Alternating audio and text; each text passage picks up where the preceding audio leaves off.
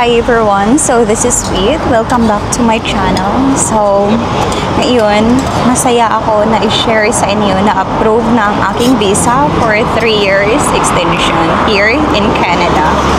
So guys, I'm gonna make a video tutorial. So lahat ng process namin is DIY lang. So do it yourself. Starting from applying sa student permit, open work permit, nung nasa Pilipinas pa kami, hindi kami nag-agency. So ngayon, i-share ko, gagawa ako ng separate video on how to apply PGWP DIY, on how to follow up as well. Gagawa din ako ano yung mga requirements na kailangan. So yun, thank you Lord kasi at least I have 3 years. Meron kaming 3 years para ma-process yung papers namin dito, especially pag-apply ng PR.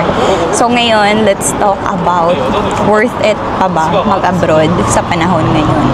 So guys, may nakausap ako, sabi niya, dati gustong-gusto niya mag-abroad, kaso nadi-discourage siya dahil sa mga naririnig niya, nakikita niya sa social media na sobrang hirap daw, tapos ang mahal daw ng mga cost of living. Basta yun, in short, ang hirap, hindi happy, ang lungkot. In short, na-discourage siya. So, for me, let's talk about cost of living.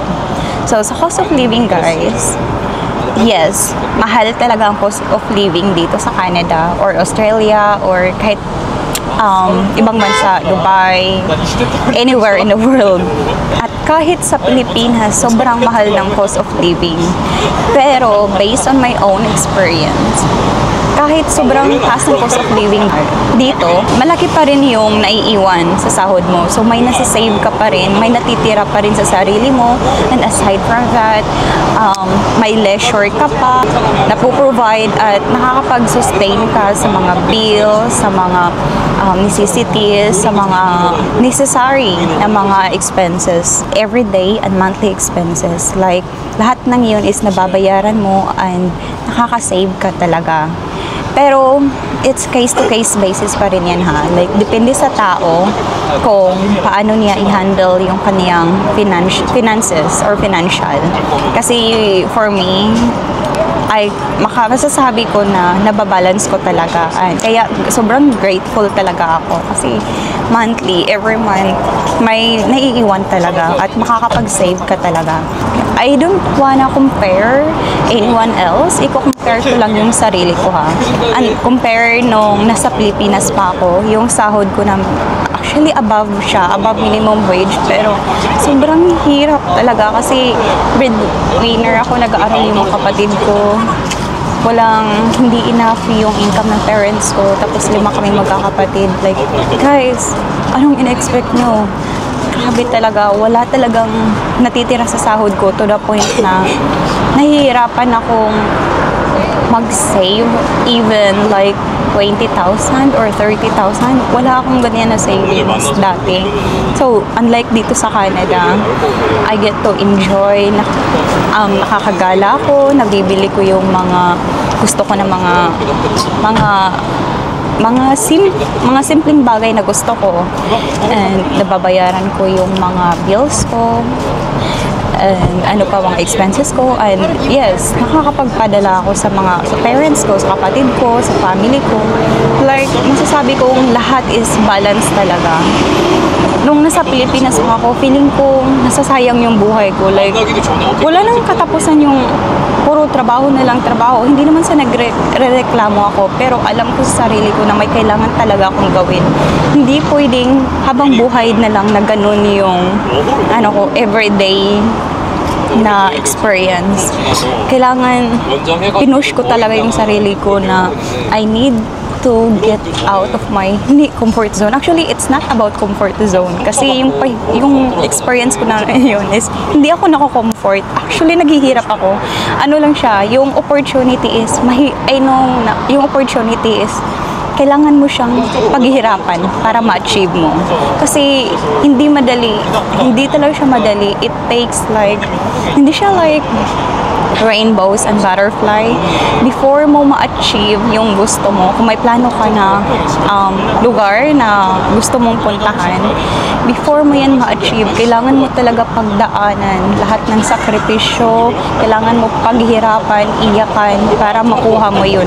Hindi talaga siya madali masasabi. Yan lang masasabi ko. I know guys na a lot of you is hindi kayo nag-stay dyan sa comfort zone. Hindi, it's just the opportunity. I know hindi lahat is merong opportunity. Pero lahat tayo is may options and may choices. Alam ko naman na mahirap talaga, pero as much as possible, maghanap kayo ng way.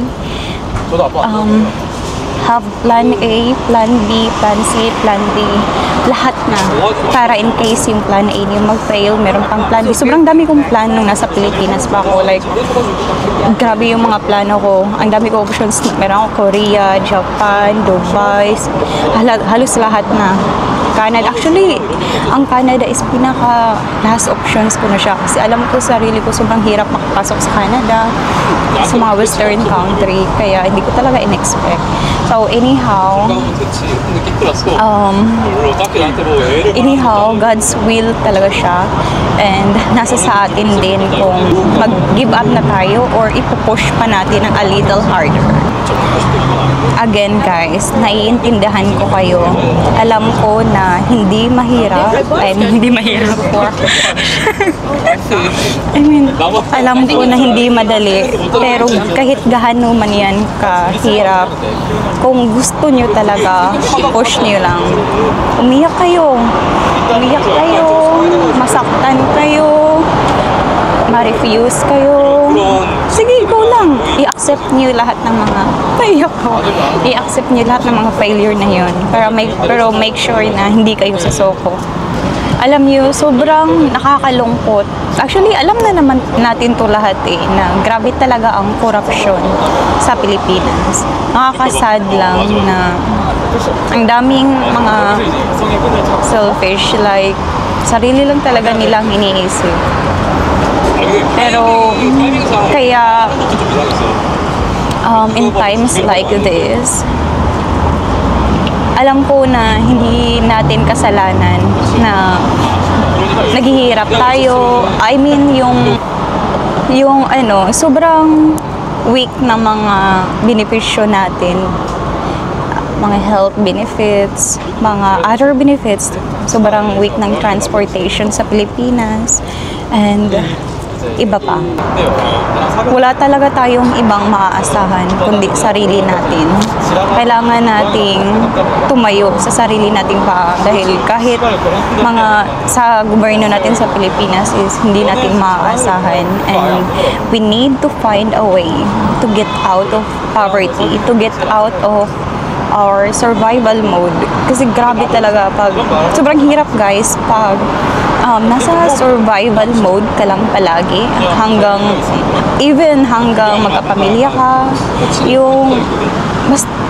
I cannot explain it, pero as much as possible, iba pa rin yung buhay na nasa kalmado ka na. Hindi ka na like nasa survival mode, kasi pag nasa survival mode ka pa, grabe talaga na struggle, nakaka-depress, grabing anxiety, lahat na nakaka-drain, at darating ka sa punto na hindi mo alam kung ano yung patutunguhan mo. Kaya dapat i-goal talaga natin na dumating tayo sa point na marami tayong pagpipilian.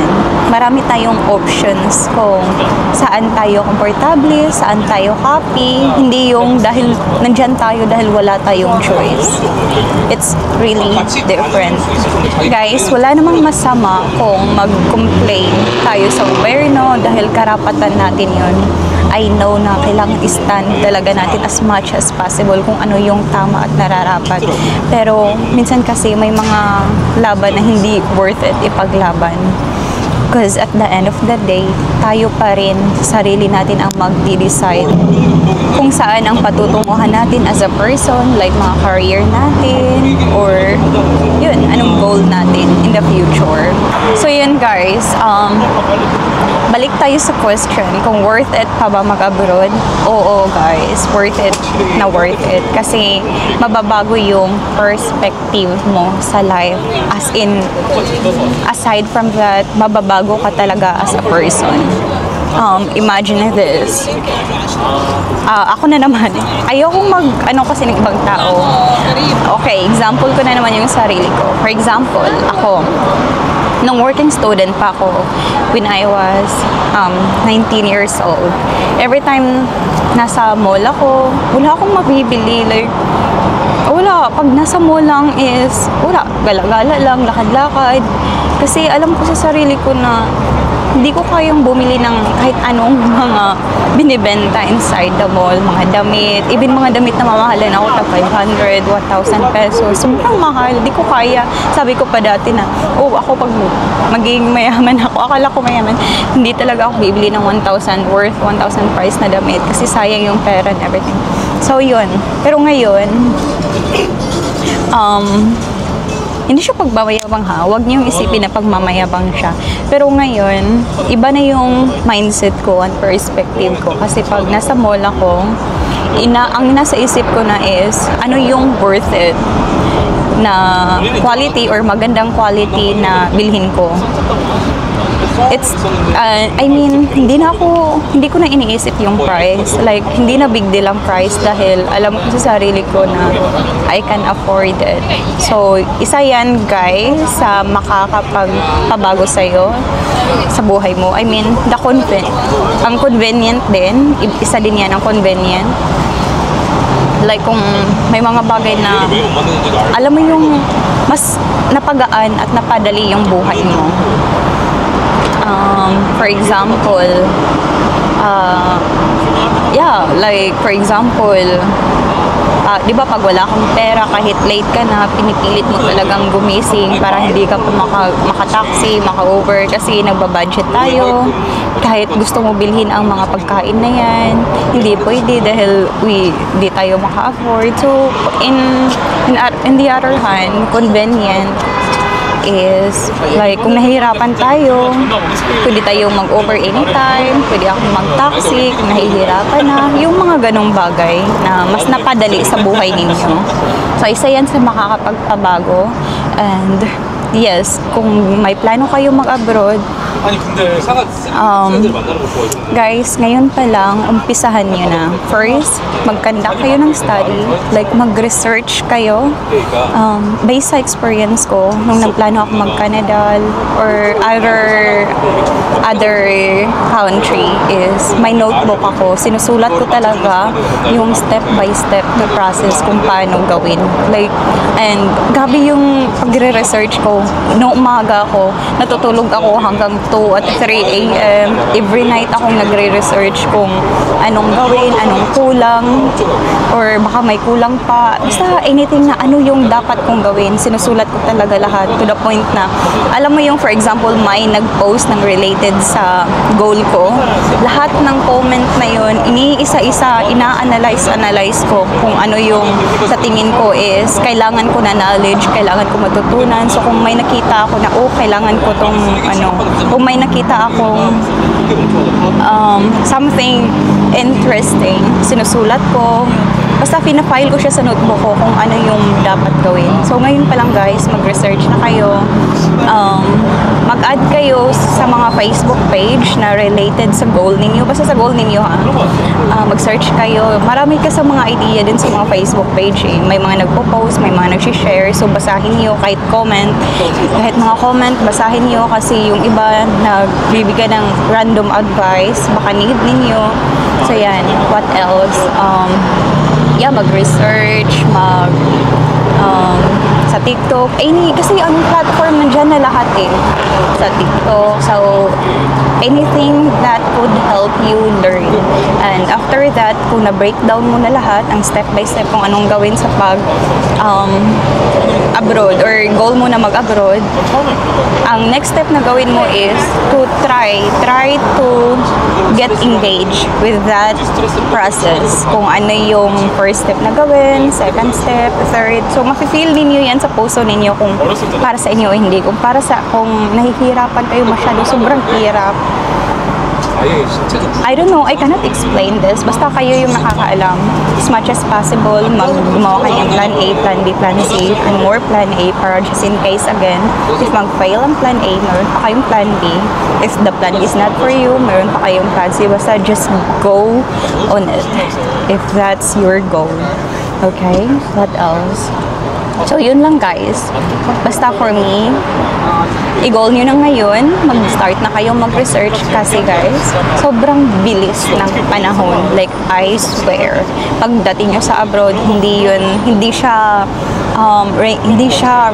rainbows and butterflies ha. Pagdating nyo sa abroad, kung makapag-abroad na kayo, mag-a-adjust pa kayo sa lugar, sa finances, another mindset ninyo, magiging uncomfortable pa kayo kasi everything is new. So, another struggle na naman na kailangan ninyong lagpasan. So, but at the end of the day, it will get better. I promise. So, yun lang. Kaya niyo yan. Kung nakaya ko, makakaya niyo din. And, yeah, just keep on praying and chase that dream, chase that goal.